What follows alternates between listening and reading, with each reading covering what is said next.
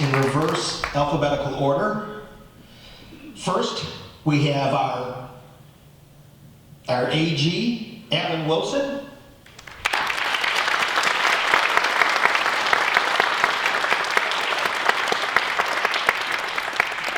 Congressman Ralph Norman.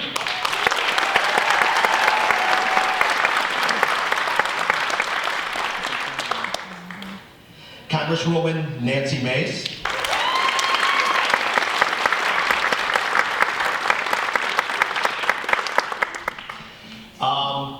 South Carolina Senator Josh Kimbrell is running into traffic issues.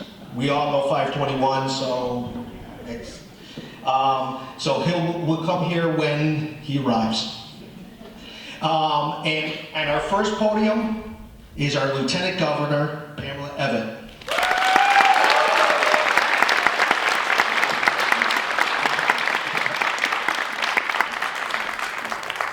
Now let's start with opening statements. Each candidate will have 2 minutes, and we'll begin with our Lieutenant Governor.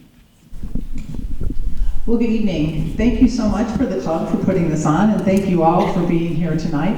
I'm Pamela Evan. I'm your 93rd Lieutenant Governor of the great state of South Carolina. I'm the first female Republican Lieutenant Governor our state has ever had. And I'm the first Lieutenant Governor ever elected with the governor. Very proud to have the full endorsement of Governor McMaster in this governor's race. When the governor asked me to run with him as his Lieutenant Governor, what he said is what really impassioned me to do it. As he said, I want a business person. I want somebody who signed the front of paychecks, who's had to work with businesses, who's had to stay up all night, when government overreach got too big, when regulations got too hard to overcome. And so I have spent the last 8 years working hand in glove with the governor, traveling around the state, talking to businesses, finding out what we're doing good, finding out what we needed to change, really getting a first-hand account what regulations are doing to businesses. Not that I didn't really understand it being a business owner myself, but the over 80,000 regulations here in South Carolina make it hard for businesses to prosper. It makes it very hard for entrepreneurs who are trying to get to the start line to even get there. You see, I became very frustrated when I was in business because I really felt that my kids didn't have the same opportunities for the American dream that my grandparents had, who came here as immigrants. That's when I saw Donald Trump come down a golden escalator, and he was my guy. And for no other reason, but he wasn't a career politician. He was a business person, somebody who understood what we went through, and somebody who would fight for us and would fight for this country. I'm proud to have supported President Trump and never wavered, long before I was in political office. Thank you all.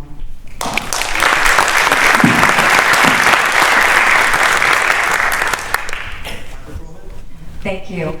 First of all, good evening, and thank you all for coming out tonight. We're all very excited about the Republican primary on June 9th.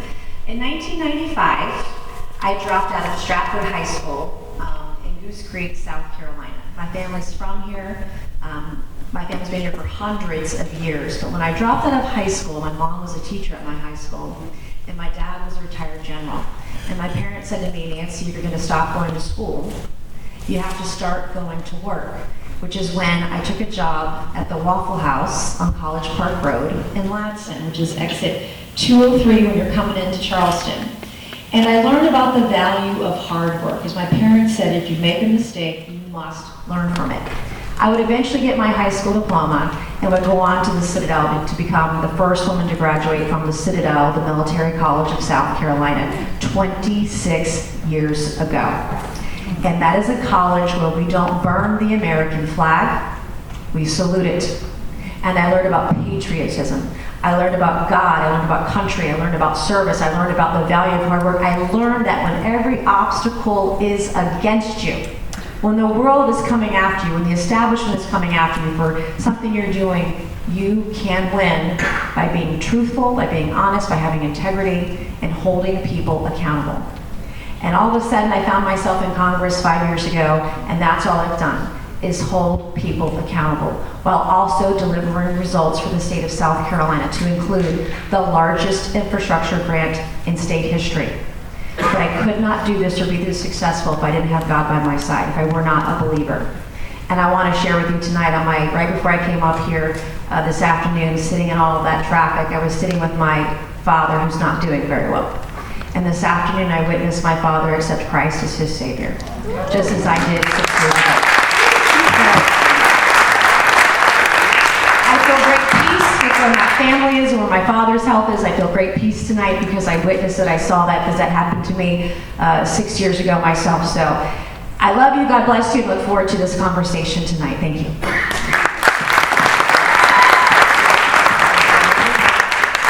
First of all, Joe, thank you. Thank each one of you for being here tonight. You could be anywhere in the fact that you're here. Folks, in less than 60 days, we will have the election for governor. And, you know, as governor, you're elected for 4 years, and I would say 8 years. South Carolina is in a very special place right now. We're pivotal. We cannot have weak, feckless leadership. I'm not a lawyer. I'm not a career politician. I'm a businessman that spent 40 years running a successful business. I want to run a successful state. I want to root out the waste, the fraud, and the abuse, and we will call it out. We're going to fix our roads, which has not been a priority for a long, long time. Our judicial system, for lawyers to elect our judges, which they appear before, is like letting Clemson and Carolina pick their own referees. It doesn't make sense. We're going to change that. The frivolous lawsuits that have hit every business in the state is going to change. And we're going to put term limits on to get these career politicians out of office and make them accountable to the people. We've seen the damage that Joe Biden has done to this country in 4 years. And we cannot take the same thing over and over. If you're going to change the system, you cannot be a part of the system. I'm not part of the system. We're going to go to each one of you to sell the things I'm telling you about. We're going to have an executive budget that's the leanest in a long, long time. And I'm going to use the veto, the line item veto. More importantly, I will come to you in Indian Land on all the issues that we have and say, this is why we need change in this state. How long are we going to have our roads be the number one killer in the country? How long are we going to have a judicial system that lets killers out, as we have seen with the Frederico case? We've got to change things. I'm the man to do it. I look forward to it. And South Carolina deserves a conservative governor, and I look forward to the debate.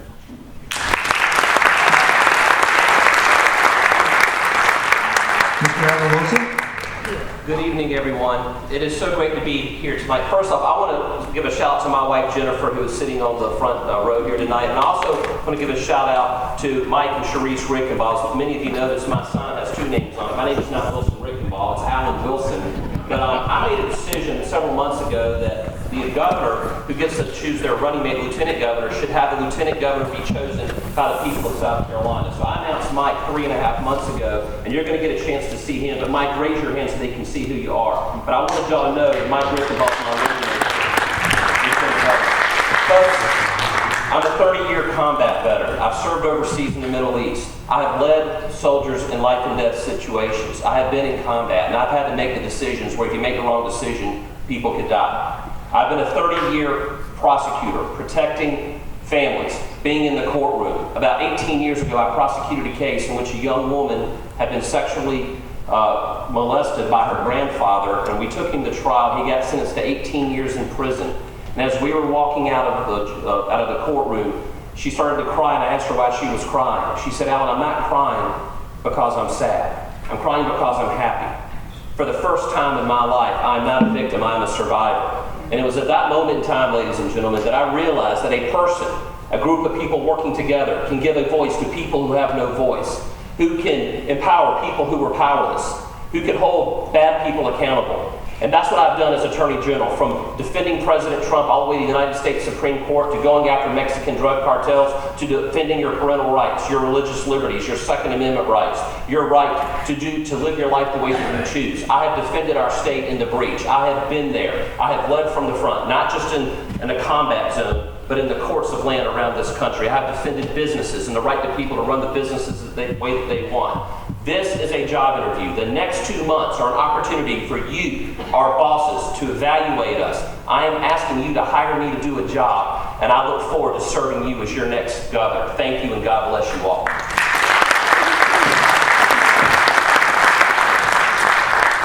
Well, thank you to all the candidates for those opening remarks. Now that we transition into the questions, I have one comment. Is it just me or is it warm in here? Okay. To the candidates, this first question is a little bit long, but go with me on this one, and I swear it gets better as we move along, okay? So this first question is in regards to election integrity, and it has a couple parts. President Trump has indicated the need to return to one-day voting, paper ballots, hand-marked and hand-counted ballots.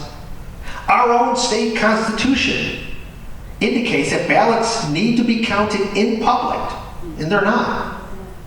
Citizenship requirement for voting. South Carolina can register to vote, but there's no verification for citizenship. Finally, in South Carolina, primaries, we're in primary season, is a critical part of choosing our candidates within the party. In South Carolina, people are allowed to cross party and vote in another primary, even if not a member of that party. So here's the questions, candidates. Do you agree with President Trump on proof of citizenship, same-day voting, paper ballots, hand-marked, the counting of those ballots in public as the South Carolina Constitution mandates? If yes, how do we get there? How do we achieve it? If no, why? And then how do we go and get election integrity? And then the second question is, do you agree that Republicans should vote in Republican primaries? The first question, the Lieutenant Governor. Well, thank you, Joe, and that's a great question. And I think the sad part about voting is here in South Carolina, only less than 13% of South Carolinians come out to vote. And my mom is 97 years old and she lives with me, and her and I have talked about this in the past. And she remembers when her and my dad would get up early in the morning and got to vote before my dad went to work. And by the time they would go to bed at night, they knew who won all the elections. So it can be done. I believe we have to listen to the people.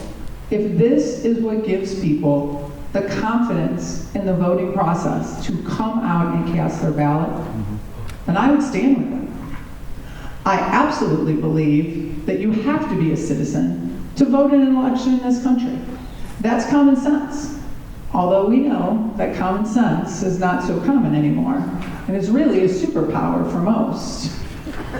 When it comes to how do we do this, we return power to the people. I have said since I've been Lieutenant Governor, this is my 8th year, that I'm elected to serve you. I work for you. And what we should be doing as elected leaders is doing the will of our people. Now, when it comes to Republicans only voting in Republican primaries, I agree. Because once again, that's common sense. It should be Republicans who have the final say on who represents them in the general election. And so what we need to do is be heard. Reach out to your House members and to your senators. I spend a lot of time up in the chambers, and they really do want to hear from you. Sometimes they only hear from the people that have our opposite opinion. So get involved. If you're here, you probably are. But get the word out for others to get involved too.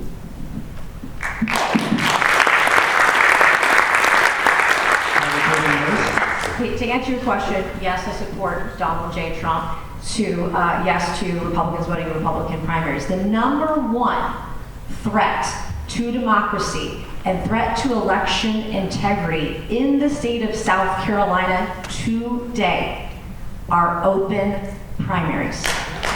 Number one. And we saw it in my own congressional district in the presidential primary last year, where candidates spent millions of dollars, Republican candidates spent millions of dollars to turn out Democrats to vote against President Trump in a Republican presidential primary. And that's what happens in our primaries. And you'll see crossover in our own primary in June of this year. You'll see Democrats voting in our primary to help Republicans determine who the governor nominee is going to be. And I tell you, they're organizing against me. That tells you we're on a good track if they're going to come out and vote against me in the Republican primary. But that is the #1 threat that we're facing right now. I love the idea of paper ballots, and the beauty of South Carolina's election system, and you all know this because you go vote, is we put our answers on the screen, and then it prints out the paper ballot for us, and then it gets scanned and it gets put in a box. If every single state could follow South Carolina's election law and how we vote, we wouldn't have this voter fraud where bags of ballots are brought in Wisconsin or Florida or California or wherever. We don't have the mass mail-in voting, but if other states could follow our lead, we would be much better off. #2, one of the reasons, election integrity, is one of the reasons I am a co-sponsor of the Save America Act, and why I voted against John Thune's last 2 bills from the Senate in the House is because he won't allow the Save America Act to save American elections, to only allow American citizens to vote. He won't bring it up for a vote in the Senate and allow it to pass. And so I'm for using every tool in the electoral toolbox that we can use to ensure that the American people and South Carolinians know where their House member, their state senator, where they stand until we get this done.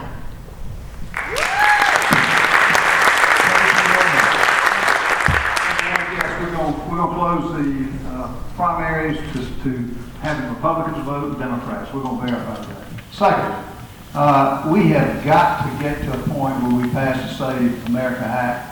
I, along with Nancy, are on the bill, but to think we're having trouble in that in Washington, D.C., to show a valid ID is unbelievable.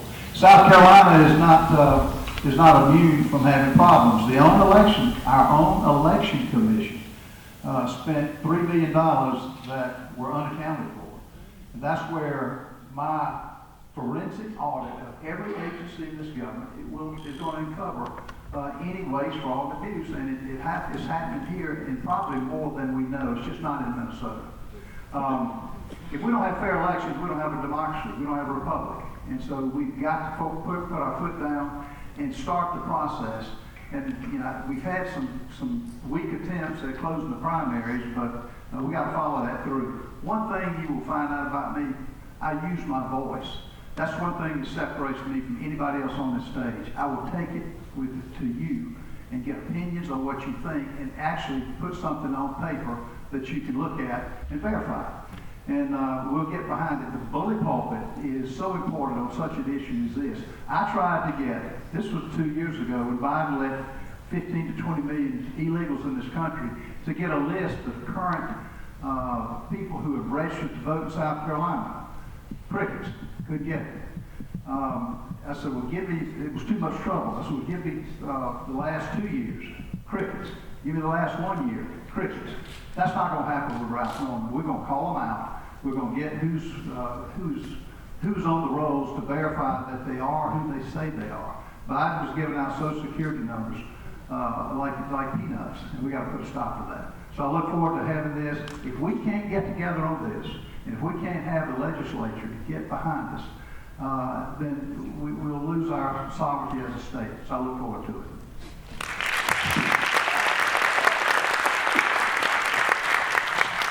Mr. Alan Wilson? Absolutely, I support President Donald Trump and also support election integrity. And I did use my voice in 2012, not just my voice, but I used my office to go to the Washington, D.C. District Court of Appeals when the Obama administration tried to strike down South Carolina's voter ID law. Every other state at the time in the country had their voter ID law struck down. We were the first state to successfully defend voter ID in South Carolina. You're welcome, South Carolina. I'm currently in court right now using my voice to defend our ban on ballot cards arresting. That's things we're being sued by left-leaning groups, and I'm defending that law right now. I also supported President Trump in 2020 when I went to the United States Supreme Court to support his election integrity efforts. After that, I had over 30 legal complaints filed against Democrats and leftists trying to take my law degree. It took me 4 years and tens of thousands of dollars to defend my livelihood and my ability to continue serving as your Attorney General. But I did that because it was the right thing to do. I've defended election integrity. I would support election integrity efforts like closing the primary to basically secure our ballots, to secure your belief that the elections are giving the results that you actually support. Again, I have not only used my voice, I have put my livelihood on the line to protect, support, and defend election integrity in South Carolina. And as your governor, I will continue to do it. Now, I will say this. A couple of years ago, people came to me concerns with cast vote records.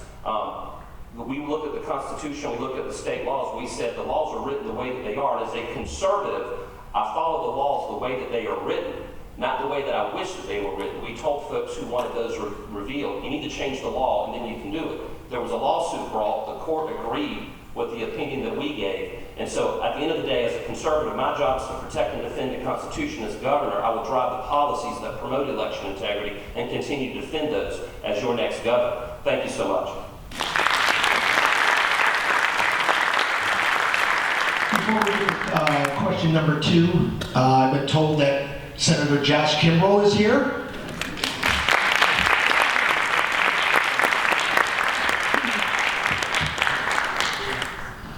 Joe, I would blame this on state roads, but it was a federal highway that I was traveling on, so I'm not sure if it's federal or state. I think we both had problems getting here today. Good to see you. Bottom line is we have a problem with our roads. Okay, question 2. This has to do with corruption within the government. Voters across South Carolina often say they're frustrated not just with policy disagreements, but the growing sense that the government has become comfortable with insiders, favors, opaque decision-making, and systems that protect the powerful. Even when no law is technically being broken, many citizens will view this kind of conduct as corruption. Question for you: how do you define corruption in the government, both legal and cultural? And what specific reforms would you pursue as governor to reduce the opportunities for corruption to take hold in South Carolina? We'll start with Josh Kimbrough. Well, thank you. Good to be with you all again. Forgive my delay being here, but it's nice to see everybody here tonight, and happy Friday. Look, one of the things we've seen consistently, I think one of the greatest examples of this idea of the insider baseball game is judicial reform. I mean, I've worked really hard since I got in the Senate in 2020 on judicial reform. I've always said we have a government supposed to be of, for, and by the people, not of, by, for, and by the lawyers. And yet, unfortunately, what happens oftentimes is that we have folks that come before Judicial Merit Selection Committee that are running for judge, and they're ultimately confirmed by the people on JMSC, Judicial Merit Selection, who are going to practice before them. I know lawyers across the state who are in the legislature who charge a higher retainer just because they're in the legislature. They'll go sit in the courtroom just to intimidate. So a few years ago, we passed a pretty significant overhaul of JMSC. Not enough. In my view, we need to get rid of JMSC completely, let the governor make the appointment, and have the Senate confirm. But we did at least lift the cap. It used to be you had 3 folks would get screened out. So when all these folks would apply, all these candidates for judge would apply, you would essentially have people come in who are qualified. They just didn't have the political support of the right folks on the Judicial Merit Selection Commission. And so we get 3 people to choose from, and half the time, the one that a lot of us wanted who are conservatives didn't even get screened out, so we never had the chance to vote on them. We lifted that cap 2 years ago.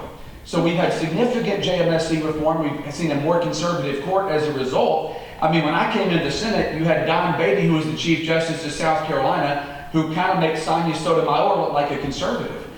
And now we have John Kittredge, who's the Chief Justice of South Carolina, who is as conservative as Clarence Thomas or Antonin Scalia. So things are moving in the right direction, but you got to kind of bust up this old school system of a handful of folks out of 124 in the House and 46 in the Senate that get to make the decision. I have fought for judicial reform. We've made progress in the last 4 years. I want to finish the job. The governor needs to make the appointment. The Senate needs to confirm. We got to end the system of, for, and by the lawyers.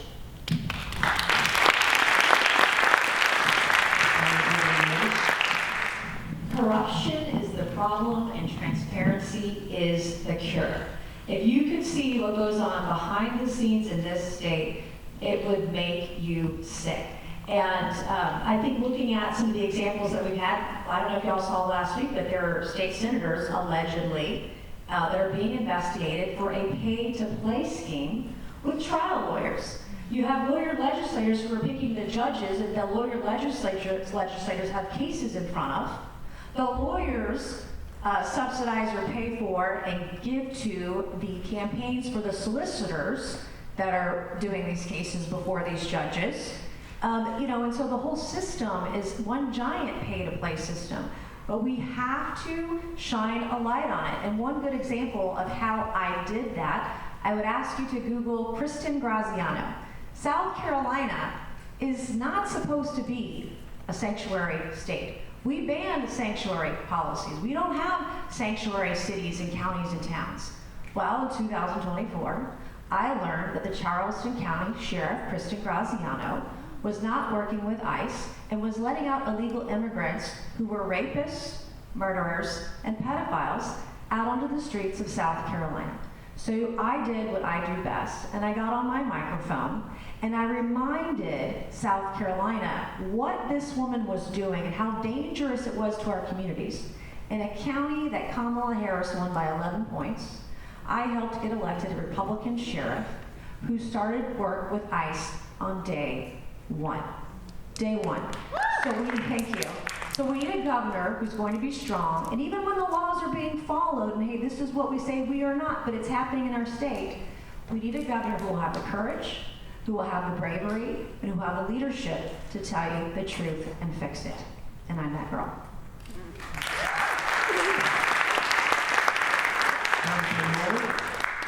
One of the things that really gets me now, when you see what's happening in the legislature, you got 88 so-called Republicans, you got 36 Democrats. All the Republicans campaign, less government, less taxes, less regulations. Look what we got. Our budget has almost doubled in 10 years. Under a Norman administration, corruption, waste, and fraud is going to be exposed, folks. There will be no more gummy museums built. There will be no more drag queen shows that exist. Now, I'll tell you a different type of corruption that no one on this stage has ever stood up for when it was being proposed. Scout Motors, $1.2 billion. Not going to roads, not going to education. Scout Motors, electric car company, got the $1.2 billion. They're asking for $200 million more. That's not a question for Ralph Norman. That will never happen in this state. No one here stood up when they had the time to use the voice. And we're going to be very selective on who comes into this place. I will tell you that one of the things, waste and abuse in a way, have you looked at your electrical bill? Has it come down? No. We've got a company in South Carolina that's $9 billion in debt. $9 billion. Guess who's going to pay it? The ratepayers. No one on this stage has stood up for that, but against that. Have you looked at your insurance premiums? Have they come down? No, they've gone up. And that's because of a lot of the mandates that need to be changed. All that to say is, you've got to have the willingness, and as governor, I do, to call this out and list it. And that's the only way you're going to make these politicians who say one thing to get elected and then forget it. And we're going to hold them accountable, and we're going to make some changes in this state that has not been changed in a long time.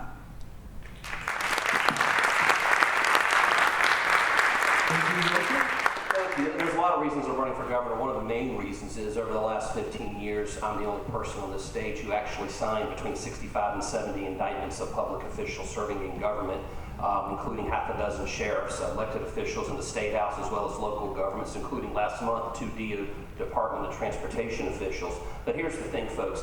Not all bad government is corrupt government. There are a lot of people out here conflating corruption with bad government. Those are two different things. Sending people to prison for being morons or being bad at their jobs is not who we are as Americans. Those are two different solutions. As governor, I have the power of personnel and policy to rip out the bad government actors. As a prosecutor, you can go after corruption. But when you define corruption, it's the difference between bad government and criminal government. Criminal government should go under the jail. Bad government should go out of government. When it comes to what reforms, a couple of things.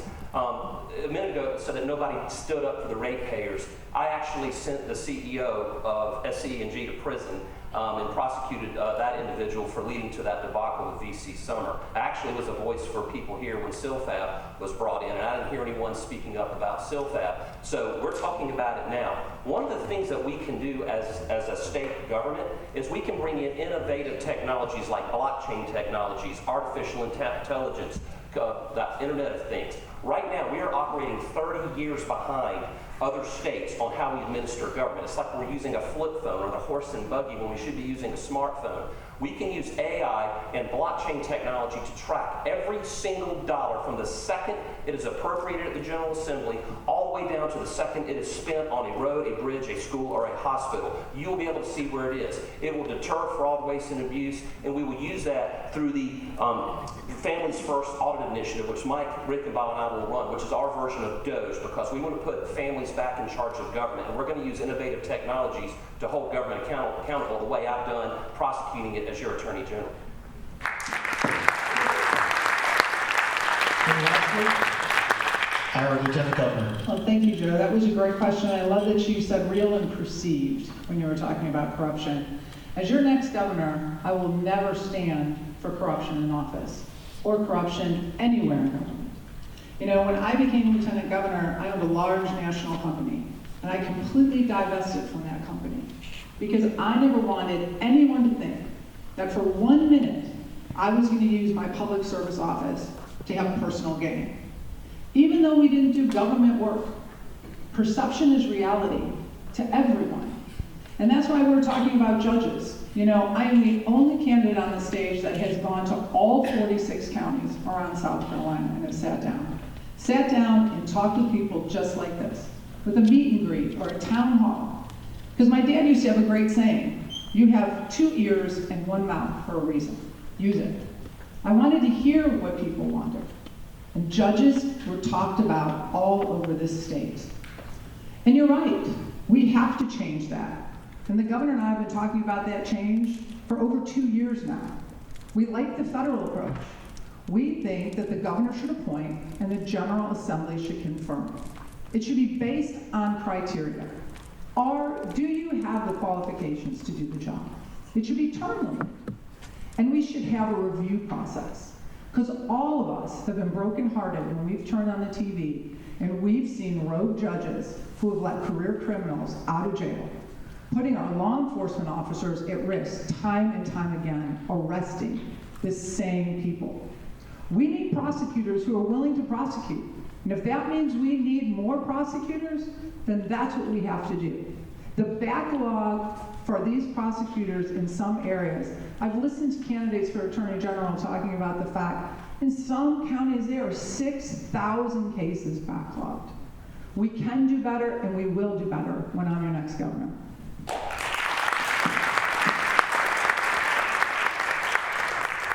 Thank you. Now on to question 3. This is regarding agriculture, land stewardship, and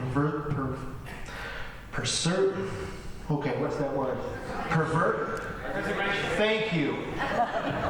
That word, our farm and forestry lands. Across South Carolina, family farmland and forestry areas are subject to drastic decline in quantity. Rising land values, development pressure, industrial uses such as wind, solar, data centers are making it harder for generational landowners to keep our agricultural land in production. For many voters, this is not just an economic issue, but an issue of heritage, stewardship, food security, and a matter of whether the state values farm and forestry lands. Here's the question. As governor, what would you do to help the farmers and multi-generational landowners preserve their lands from disappearing? And how would you balance private property rights and national security interests when foreign adversaries attempt to purchase land in South Carolina? We'll start with Which, by the Congresswoman way, Nett. South Carolina is one of the higher states that has more land owned near military installations by China than many other states. I don't know if you're aware of that, but it is a national security issue. So this is a federal, state, and local issue. When you're talking about, what type of land can be used, we saw this locally with SILFAB. And yes, I did speak up against SILFAB when the issue came forward, and when the spills happened a few weeks ago, authored and drafted a letter to the federal government to make sure they had eyes on the site because of what was going on environmentally in the area, just blocks down from a local school, where the local community had protested against the existence of this manufacturing of solar from locally near the school, but the locals came out against it. I did as well too. But on the local side, on whether or not it can be zoned for that, that is a local issue. There are some things that the state legislature can do to guide what provisions locals can or cannot do, but that is more of a local issue when it comes to zoning. The state doesn't get a say in that. We do have a conservation bank. We do have ways that we can preserve land and forestry through the state legislature by investing in it and being good stewards of it. At the federal level, we have to make sure that we include and continue tax breaks for people who are buying land, those kinds of environmental or conservation easements, that they continue to exist so that folks that want to invest and protect land can also receive tax breaks, because there is a fight on that at the federal level. But it's going to require a governor who has good relationships both in the administration, in Congress, at the state level, and also locally, to advocate for the wishes, the needs, and the will of the people.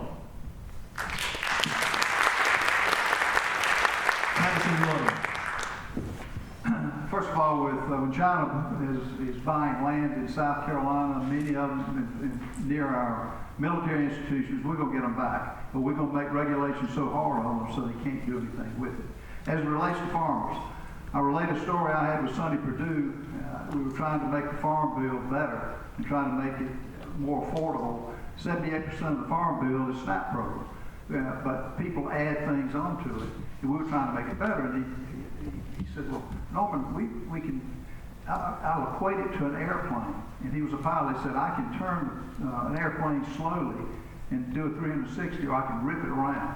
He said that's the way with the farm bill that we have to deal with it, because it's out of control with the dollars that are spent. I go to the farmers. The farmers will tell you now that input costs are many times greater than what they're getting at the markets. Regulations have play a big part in that. You had truckers who were getting citations for bridges that they couldn't cross because they were so dilapidated. We will cut the regulations that farmers need. The input costs, gas, fertilizer, and all is a function of the markets. But I will do what I can as governor to be a voice to bring those prices down and to support our farmers. We're not going to have our products made in China. We're going to have them made right here in South Carolina. And farmers as a whole have a big group. They come to D.C. to meet with us, and they're a powerful voice. And we're going to expand what they can do and hopefully make the input prices cheaper. Thank you, Mr. Wilson. All right, well, I've also traveled to all 46 counties in South Carolina several times, not only as a candidate, but as Attorney General, and I've spoken to people at all walks of life. First thing you've got to understand, our state is amazing. Our three largest sectors, our three largest industries are obviously forestry, tourism, and manufacturing. Well, agriculture and forestry together are the largest, manufacturing and tourism. We have to defend and protect and zealously guard the agribusiness industry, also with the forestry section. There's a lot of rural areas of South Carolina. We absolutely have to guard those. Now, there has to be a balance. Folks, you don't want Columbia coming into local government any more than we want Washington, D.C. coming into Columbia or the local area.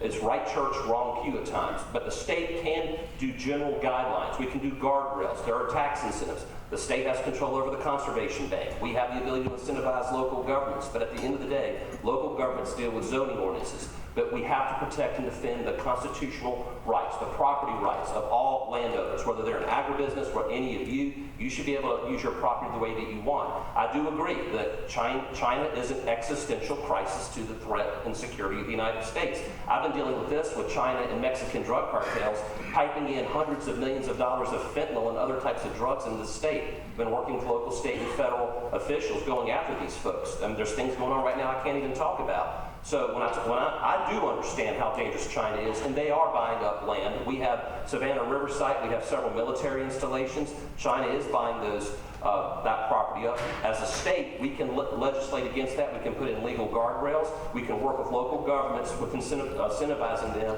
to not encroach upon local government. When it comes to data centers, I think there should be state-level guardrails. Local communities who don't want data centers, you should not have to have data centers.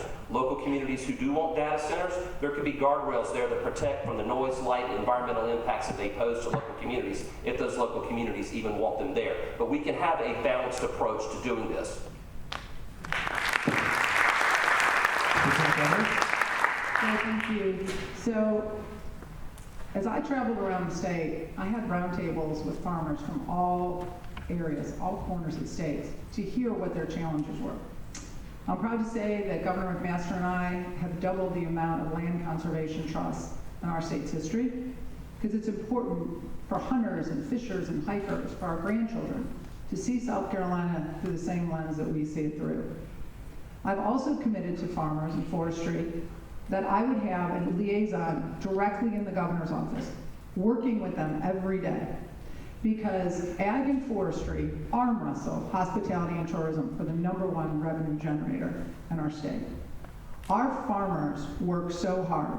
When I was out of Marlborough County, they were harvesting corn. The commodity price on that corn was $4 a bushel. Their break-even cost was $5 to $6 a bushel. They are the most resilient people, not just here in our state, but across our country. Because any other business owner would be crying in a puddle of tears on the floor. But our farmers are out harvesting. As President Trump would say, and continues to remind us, food security is national security. So I have talked about creating a state master plan. 3 years ago, I discovered the state had no master plan. And our farmers' eyes lit up, our rural communities' eyes lit up when I talked about a master plan. Because that master plan would now put them in the conversation. What do they want to see in their local areas? If you're in a big city, a suburban area, you love the idea of a master plan. Because then you can know that there is a thought process on where we want to develop, what kind of industries we want here. And when you have a governor that brings local government to the table to do what the people in their communities want, it's a win. And that's what I will do as your next governor.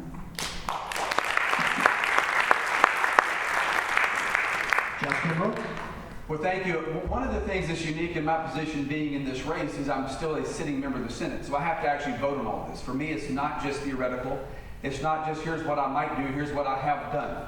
So let's talk about not just farmers or food security, but the overall idea of overgrowth, overdevelopment.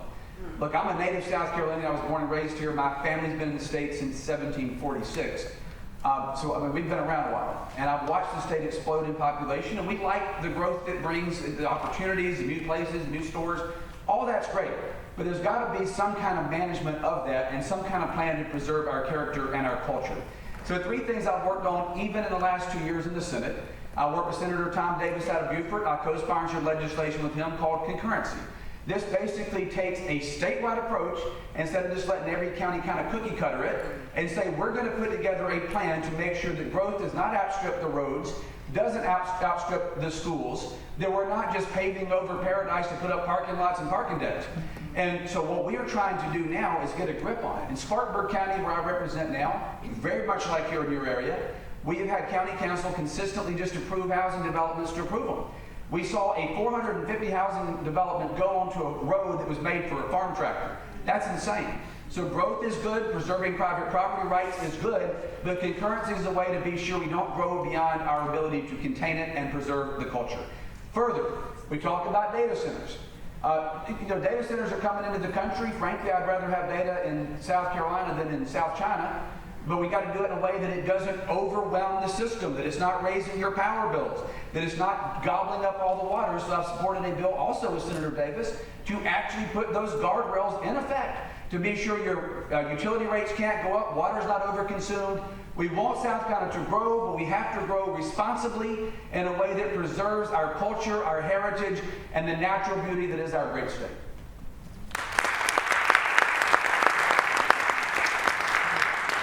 Thank you for that. Our fourth question is regarding roads and bridges, maintenance, and funding sources. South Carolina roadways and bridges present a major long-term challenge. South Carolina DOT says that the state has more than 60,000 public road miles, and it struggles to maintain about 41,000 of them. There has been discussion about shifting some of these roads from state responsibility to counties or other municipalities. Taxpayers have voiced concerns about how this could happen without a source of full funding. Here's your question. What is the plan for correcting South Carolina roadways and bridges, the infrastructure? Whether it's the responsibility remains within the state or is transferred to the counties and municipalities. Congressman Norman? I'm the only one on the stage that has built roads and has built bridges in our company. There's nothing more neglected than the roads and bridges around this state. I've traveled. Again, you've got to have a neck brace, back brace, you name it, plus a car realignment once you go around. I can fish in some of the potholes that we're going over. I feel for the police officers who have to put the officers on back roads. No, that's what a DOJ commission type forensic audit will do at every agency, and it's really needed in the Department of Transportation. I will find out how much is actually going to asphalt, gravel, getting the subgrade right. How much bureaucracy is in it, and I will make changes based on that. And the other thing is, we've got the money, and I've heard different stories about new taxes from other candidates up here. We've got the money. We're going to have to stop giving it away, as I mentioned, on companies that should not have gotten incentives, and on the waste, fraud, and abuse that's rampant in this state. It's interesting that, I mean, if we're going to recruit new industry, our infrastructure is not ready for it. Our education is not ready for it. Our electrical grid is not ready for it. So I'm going to take a hard look at anybody that wants to come here, because we passed it. We're past the point of saying that, we got to catch up. We do, but it's going to take some time, and it's going to take prioritizing where our dollars go. If the legislators can give themselves a pay raise and not fund our roads, that's going to stop with the Norman administration as governor. And the money will go around to cover it, but it's quality. Throwing money at it like we have the education system is not going to work. It's like having a car that's smoking, the valves are clicking, and you say we're going to put a better oil in it. No, I'm going to find out what is needed within the agency, and we're going to make corrections, and we're going to get it so that I'm going to put people in charge that know what they're doing. My lieutenant governor will be the road czar, and it could not come at a better time.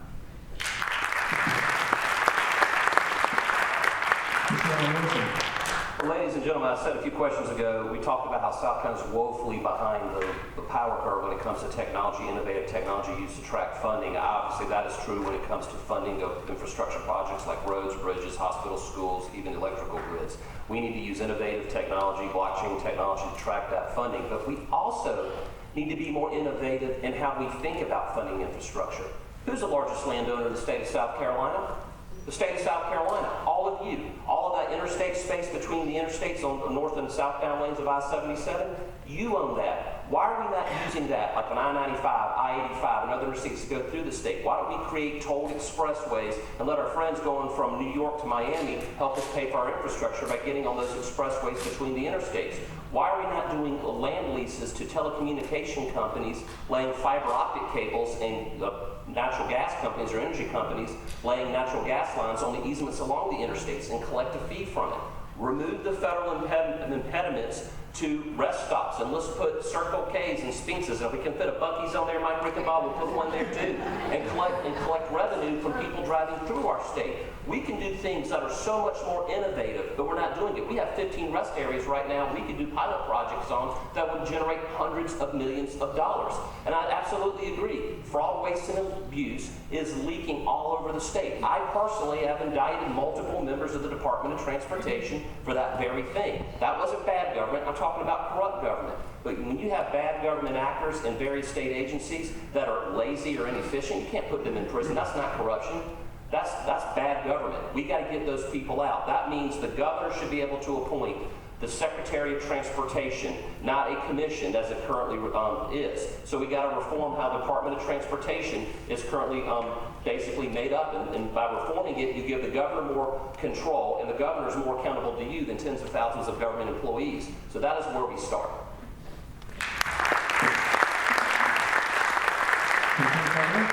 Thanks, Dale.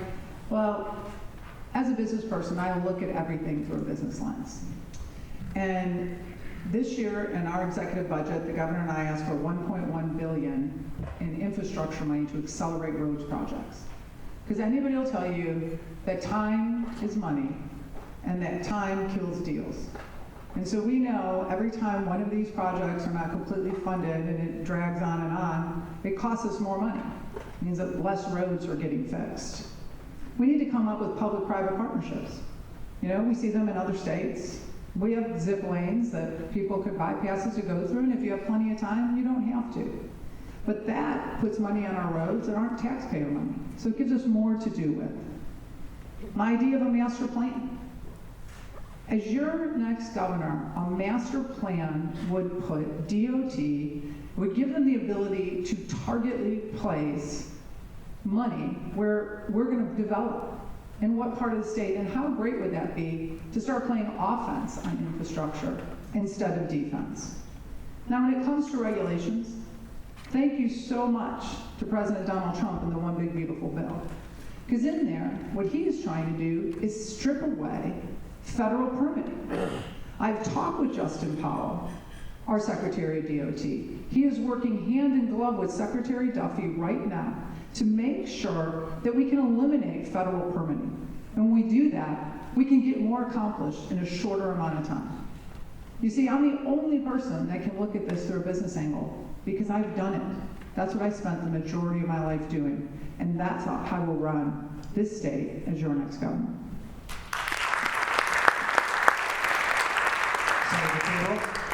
Well, thank you. I mean, let me just say first off at the outset, because I've heard a lot over the last few weeks about the legislative pay raise, which, by the way, I voted against and got struck down anyway. And if the idea that the legislative pay raise was going to be enough to cover roads and bridges and infrastructure, let me be clear. We get paid a little bit less than a fry cook at McDonald's who works on weekends. So if you're going to take the legislative pay increase and pay for roads and bridges, you might get a parking lot. It's going to take modernization. And Senate Bill 801 is a bill I co-sponsored just this year that would actually do everything we've talked about up here today. You've got to use a public-private partnership. South Carolina doesn't have a problem with enough money going to the Department of Transportation. There's plenty of funding. People ask me all the time, why aren't we spending more money on roads and bridges and infrastructure? We can't throw any more money at it faster than we have. The issue is really a couple of things. One is we don't have enough contractors to do it. I mean, y'all are right here on the border with North Carolina. They have a lot of contractors that go to North Carolina because they've contracted faster. It's a little faster to get approvals. We need to revisit the bonding and insurance requirements, make it easier for road contractors to come in and actually spend the money we've allocated.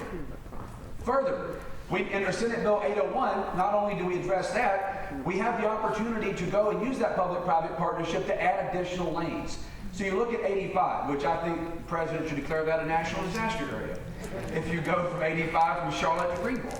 But if we could add another lane to that, a fourth lane, in some cases a fifth lane, to where you can buy, it won't be called a Sun Pass like Florida, I'm sure we'll call it a Palmetto Pass, but you could buy a Palmetto Pass, and I would be happy to pay for that, but it doesn't mean all the other lanes are going to be taxed or feed. You can go in the free lanes if you want to, and having that paid lane actually makes it to where more folks will move over there, take that additional lane that's not paid for with public money, and it still takes the pressure off the other lanes. We have got to get into the 21st century with our roads and bridges policy. DOT needs significant reform. It is not a matter of throwing money at it, it's using the money smarter, more efficiently, and with less regulation.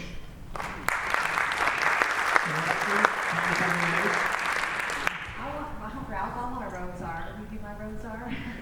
I love this guy so much. First of all, in the last 2 years, I have successfully gotten appropriations for the state of South Carolina to the tune of over $400 million for roads and bridges. And that included supporting and helping get the largest infrastructure grant in state history of $195 million. It is about resources. Sometimes it's not what you know, sometimes it is who you know. And not only do I know the right people in Congress, in the Trump administration, at the state level, the local level, I'm known to fix things. You have a problem, let's fix it. You need a permit expedited, let me call the Army Corps of Engineers. I have done it over and over and over again. I have solved permitting issues in hours, not days, not weeks, not months. And I'll tell you, to be honest, it's because the Army Corps of Engineers is terrified of me when I call. And they certainly don't want me to tweet about them if I complain about a pothole. So they work very, very fast. I think having someone that understands the problem and understands, too, that regardless of who's president, what administration that we're in, Republican or Democrat, we need a state that has enough reforms and have looked at the roads that we are shovel ready for the project, so that when money does get appropriated, we don't lose sight or lose the opportunity for those resources. And not only is it important for the state to get resources, but I've worked with counties, I've worked with municipalities, I've worked with folks all in South Carolina to be able to find those federal resources so we can get our fair share to fix our roads and bridges. And so that's what I will bring to the table. You will see grant writing, grant appropriations and funding unlike anything you've ever seen. And when I look at the transparency issue with corruption, it also goes over to DOT and transportation.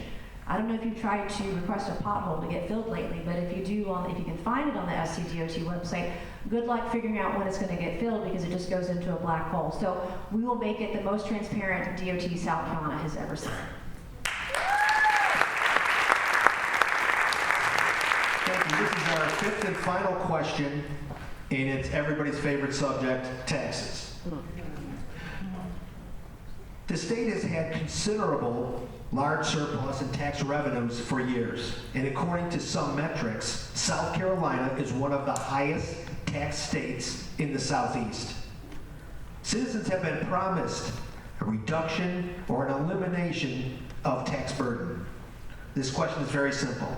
Given the surplus, just given the amount of taxes that we pay, how can you as governor ensure that South Carolinians will get significant tax relief?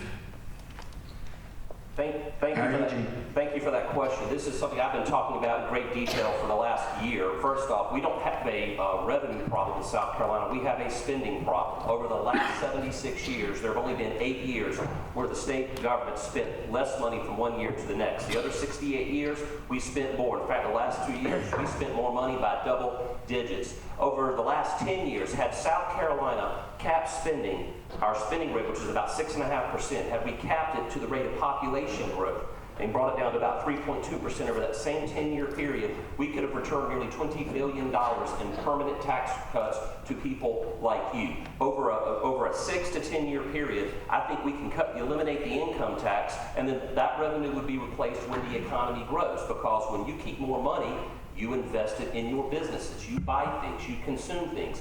People from outside the state move to South Carolina and they invest capital in our state. A couple of years ago, I was visiting a friend of mine in Arizona who gave me a tour of his company. He was bringing me back to my hotel, and he was thinking about moving to the Southeast. I said, come to South Carolina. I said, he says, what's your income tax? I said, about 6.5%. He said, Alan, let me know when it's zero, and I will seriously think about it. That friend was Charlie Kirk. There are thousands, tens of thousands of Charlie Kirks around this country who want to move their businesses, their headquarters, their money. They want to move it here. South Carolina is situated. We are at the foot of the Port of Charleston, the gateway to the global economy. We are halfway between Miami and New York. Half the country lives on the east of the Mississippi. We have a perfect culture. But here's the thing, we have the highest income tax rate in the entire Southeast. You have to go as far as Washington State or New Jersey, sorry for my friends in New Jersey who are here, to find an income tax higher. While the General Assembly has recently made strides to eliminate it, we can do it better by capping the rate of spending to the rate of population growth over a period of time, and that will energize our economy. And as governor, I will make that happen. We will also lower your property taxes.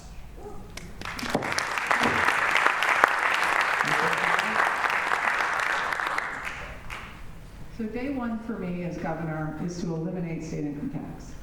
And it's not that we can't. Florida, Texas, Tennessee, they've done it.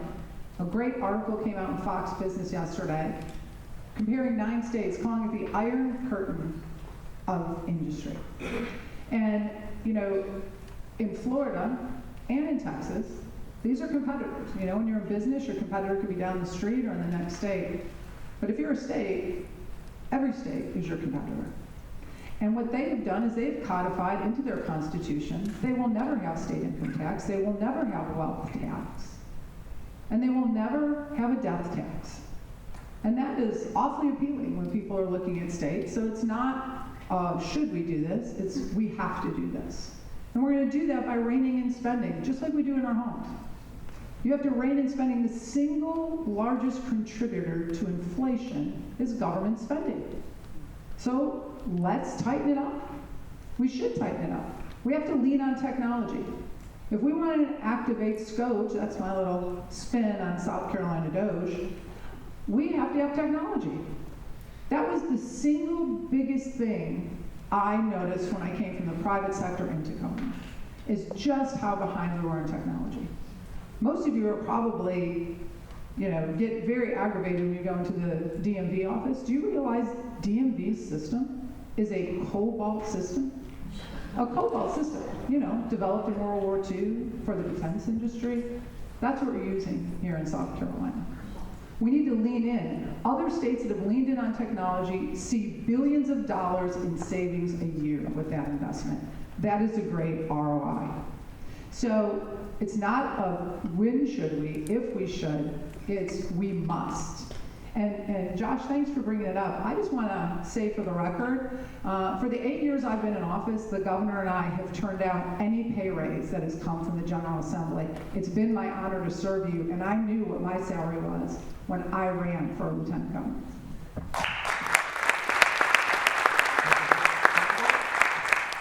The first bill I introduced after I defeated the last Democrat who represented Spartanburg County in 2020 was an income tax reduction bill, an elimination bill. It can be done much quicker than most folks think it can. It's not just a plan on my Facebook page or my website.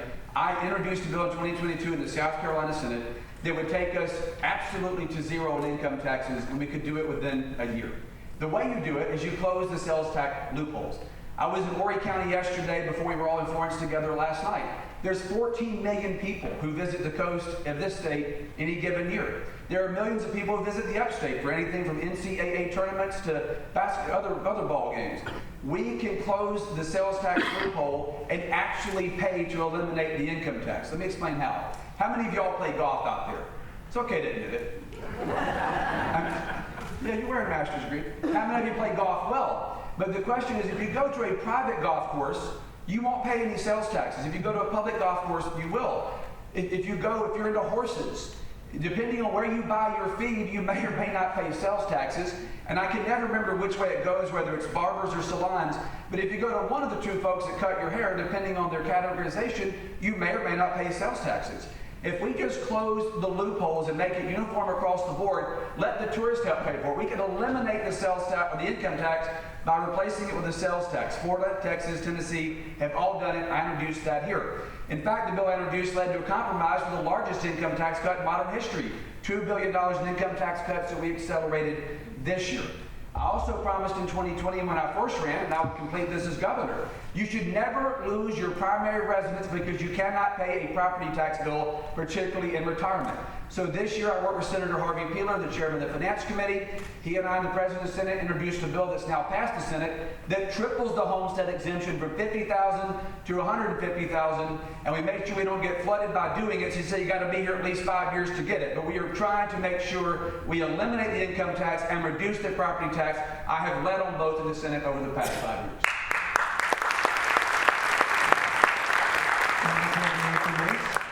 Yes, on the very first day when I announced my run for governor, one of the many plans and policies I put forth was a tax plan. I called it 5 years to zero, but we are so flush with cash and with revenue, we can do it much faster than that, and I would say arguably reasonably 3 years or less. My plan would be to freeze the general fund spending to 2023 to 2024 levels. The state's budget is approximately 41 billion-ish on an annual basis, and we have 3 different buckets roughly that the budget is spent on, the general fund being one of those. In 2023 to 2024, the general fund budget was $11.6 billion. So this is post-COVID spending that levels we're talking about, but not the spending levels that we have today. But if we froze spending in the general fund, for every dollar over that threshold, we would return to you as a permanent tax cut. Now, under this plan, if this is what the legislature would do, this year, if I were governor, based on the overwhelming amount of revenue in the general fund this year, based on the amount of growth that we're having, because we're the #1 fastest growing state in the nation right now, in year 1, I could cut your state income tax by 47%. Because we're talking about almost $3 billion in new money in revenue this year that we didn't know we were going to have. It could go right back to you in a permanent tax cut. We could say, hey, you take $2 billion of that and then put $1 billion aside for potholes or for a rainy day or for another bridge, because it costs about $1 billion to build a bridge these days. But every policy that I have put out as a candidate for governor, I have personally drafted the legislation to go along with it. I'm one of the most prolific lawmakers in Congress. Last year alone, I drafted and filed 65 bills. I will file 2 to 3 bills a week some weeks when we're in session, but it is prolific. I will draft any bill the legislature needs for a governor to sign into law. That is how hard I will work for you.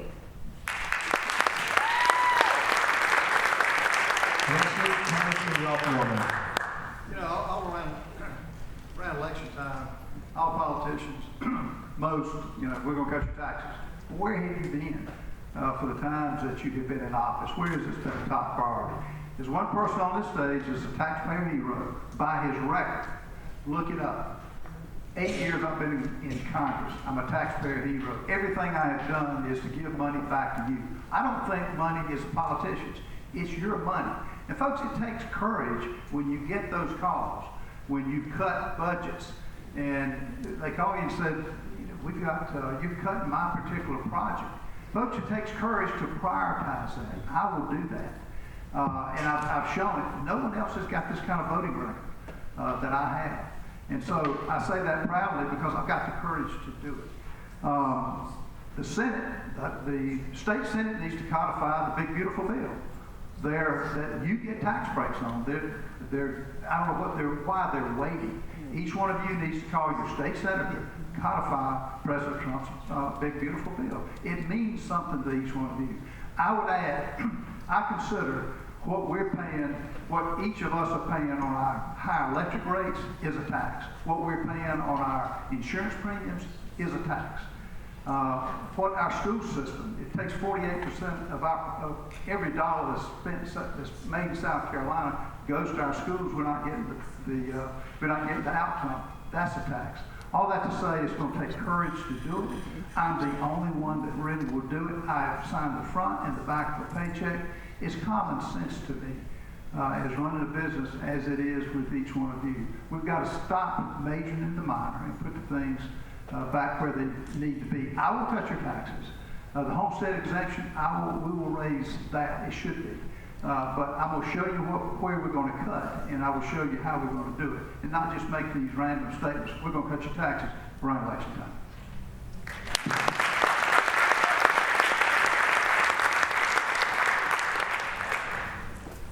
coming to the end of our forum, and we're at the portion now where each candidate will get 2 minutes for a closing statement. We're going to do this in reverse alphabetical order, so we're going to start with Mr. Alan Wilson.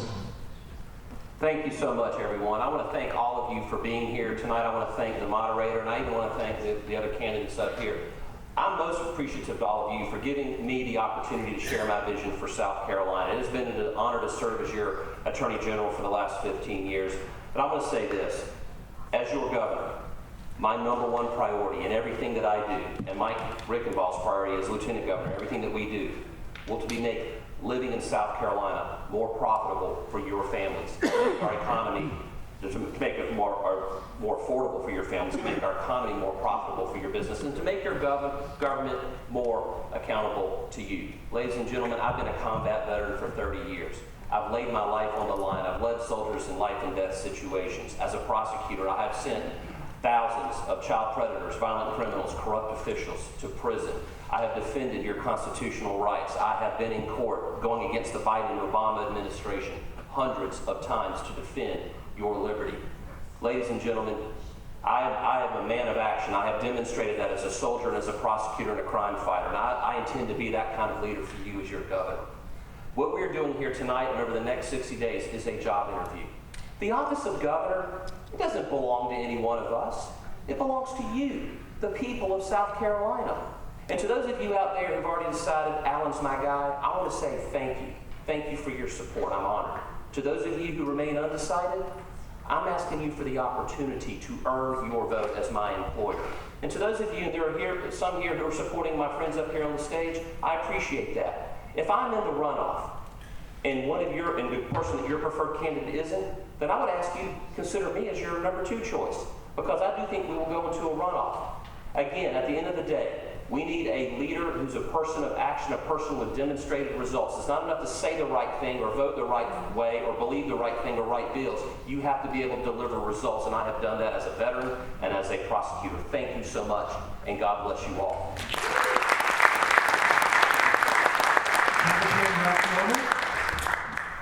First of all, I just want to say that in the political arena, you've got to judge people on what they have done. This is what I have done over 8 years, not words. And I ask you not to believe me. Look at my voting record.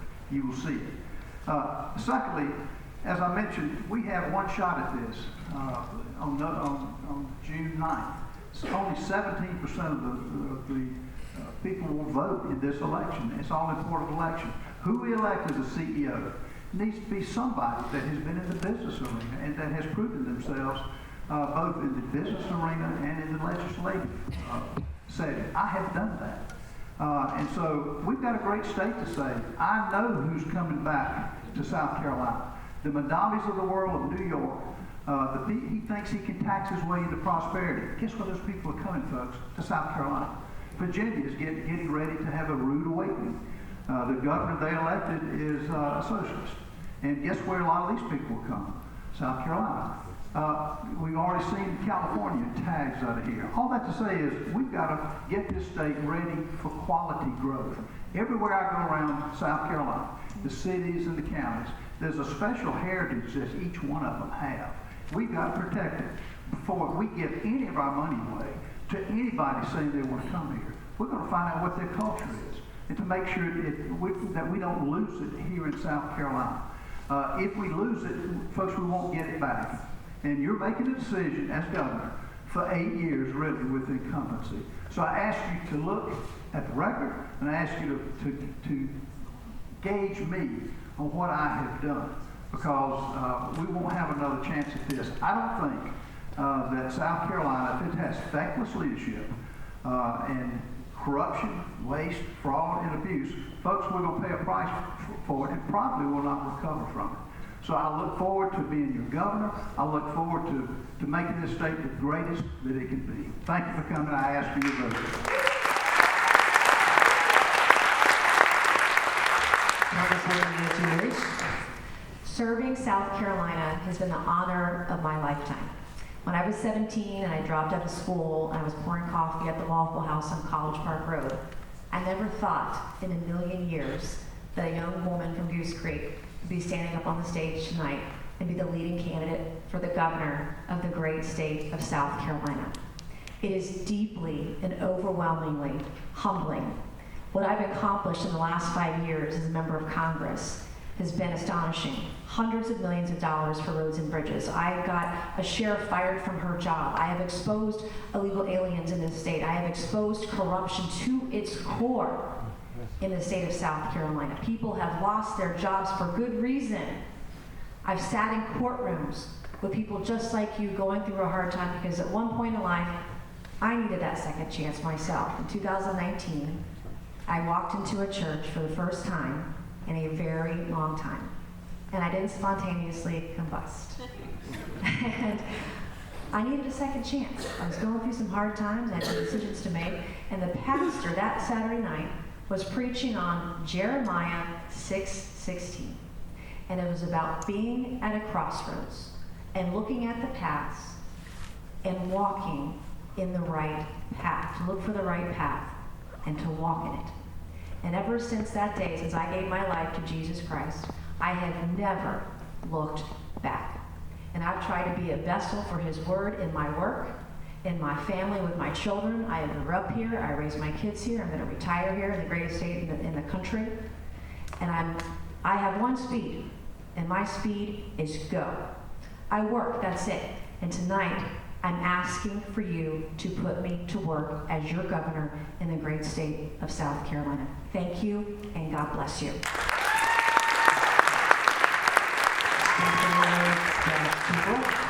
Well, thank you. I remember in World War II, General MacArthur said there's no substitute for victory. And that comes down to not just how many bills I've introduced in the legislature, but how many I've actually passed. And so I think everybody up here today said judges on our record. As a freshman senator, even in the first term, I passed a constitutional amendment, which is, I don't think any freshman senator has ever done that, passed a constitutional amendment to prohibit illegals from voting in South Carolina that was put on your ballot in 2024, and y'all passed that by 85%, the highest margin of any state in the country that's passed that referendum. I think that was a huge accomplishment. I've led on every major issue from tax cuts to regulatory reform. I've been on the most consequential committees to actually reduce the size and scope of government. You know, I worked briefly in college in the Sanford administration. You know, I jokingly said at the debate that was before Argentina, for those that remember that. I think it's true. So Governor Sanford had a lot of great ideas, but everything he talked about in 2003, 2004, and 2005, we're still talking about now because the legislature hated the guy. I mean, he got in a situation where he thought bullying the legislature was the way to go. Governor Haley did some of the same. Since I've been in the Senate, Governor Masher's a great guy. I love him. He's been a wonderful person to work with. But his attitude is, pass the bill, I'll sign it. My attitude is quarterback this thing. We need a quarterback to call the plays. We got the House and the Senate doing its own thing. You don't need a governor that's going to be a bully, but you need a governor that's going to be a leader. And we've got to actually take on these issues from regulatory reform to tax cuts, preserving our culture and heritage, and take the bull by the horns like somebody like Ron DeSantis did in Florida. I've proven since I've been in the Senate that I will fight. I'm kind of like Congressman Macy. I got one speed, and that's go. I'm pretty high energy. I said pretty high energy. I'll say high energy. I believe you need somebody that's going to go and run the race, quarterback the team, and be part of Team South Carolina to actually deliver on stuff, not just talk about doing it.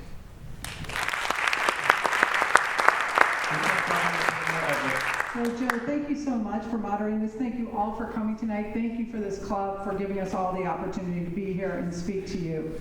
It's been an honor to serve as your Lieutenant Governor. It would be a great honor to serve as your next Governor of the great state of South Carolina. And you have a lot of choices on June 9th. I believe the choice is clear. I think you should look at what we've done. Governor McMaster and I have delivered some of the best conservative success stories in this country. We have signed into law the largest state income tax cuts in our state's history. We've given the largest pay raises to law enforcement in our state's history. We have defended life. We have defended the Second Amendment. And we have given the largest teacher pay raises to teachers.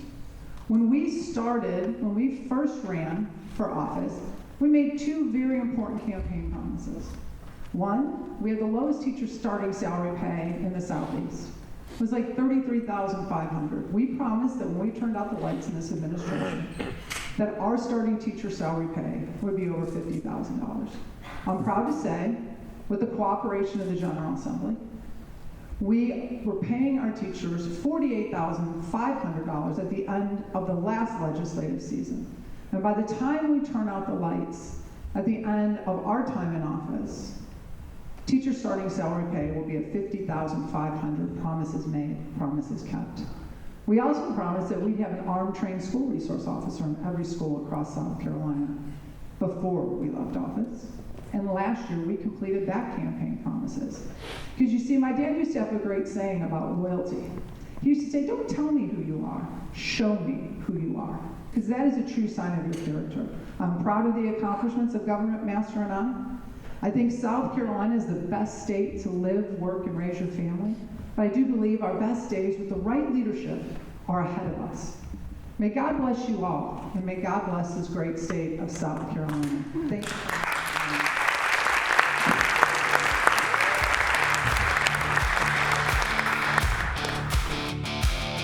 From the salt marsh wind to the old mill town, we were raised on work, heads up, boots down.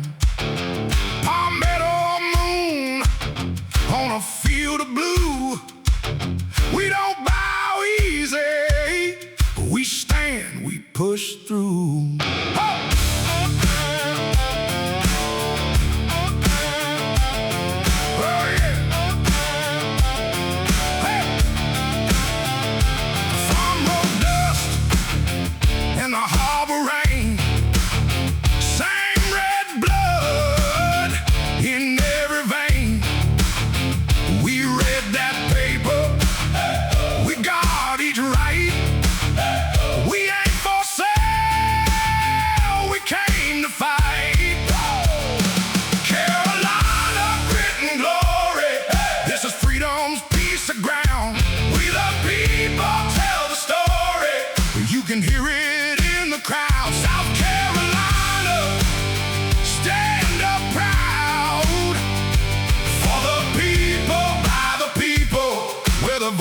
That won't back down.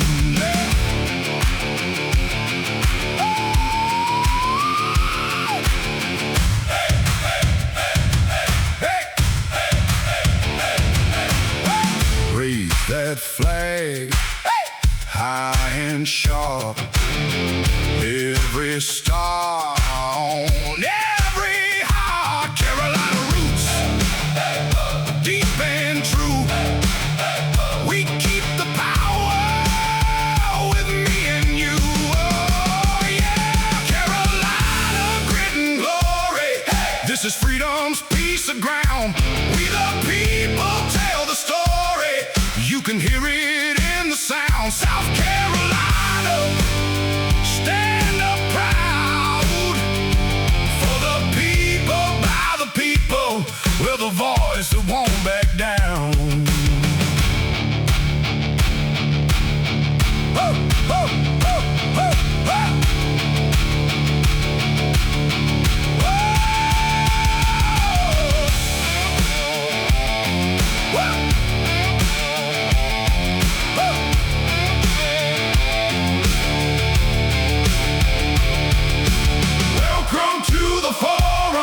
Where the questions cut deep by the folks of this state for the promise we keep.